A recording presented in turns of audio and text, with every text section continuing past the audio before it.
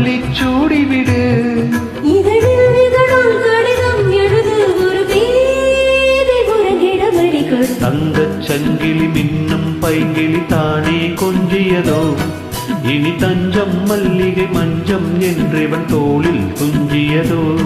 மலர்மாலை தலையணையாய் சுகமே பொதுவாய் பொதுவாய் அமுதம் மெதுவாய் பருகியபடி தங்கச் சங்கிலி மின்னும் பைங்கிளி தானே கொஞ்சியதோ, இனி தஞ்சம்